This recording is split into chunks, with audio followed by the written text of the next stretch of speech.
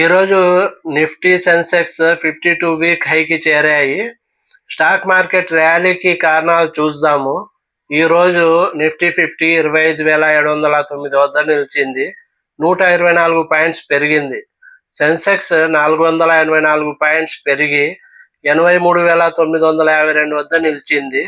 Nifty bank 290 points పెరిగి 57,713 వద్ద నిలిచింది. స్మాల్ క్యాప్, మిడ్ క్యాప్ కొద్దిగా తగ్గినాయి ఈరోజు. Airtel, HDFC bank, Reliance industries, ICICI bank వంటి కంపెనీల షేర్లలో ఇన్వెస్టర్స్ షార్ట్ కవరింగ్ చేస్తున్నారు. సెప్టెంబర్ Q2 రిజల్ట్స్ మార్కెట్ ఊహించిన విధంగానే ఉన్నాయి. ఎఫ్ఐఎస్ ఇండియన్ షేర్స్ను చాలా రోజుల తర్వాత మళ్ళీ బై చేస్తున్నారు. లాస్ట్ వీక్లో 3,000 కోట్ల విలువైన షేర్లను బై చేశారు ఎఫ్ఐఐస్. డాలర్ ఇండెక్స్ 2 వీక్ లోకి పడిపోయింది. దీనివల్ల మన ఇండియాలో విదేశీ పెట్టుబడులు పెరుగుతాయి. భారత ఆర్థిక వృద్ధి, ద్రవ్యోల్బణము, ఇన్కమ్ ట్యాక్స్ సడలింపు, జిఎస్టీ రేట్ల తగ్గింపు, గుడ్ రైన్ ఫాల్, ఆర్బీఐ చర్యలు వంటివి నెక్స్ట్ ఇయర్లో సానుకూల అంశాలు.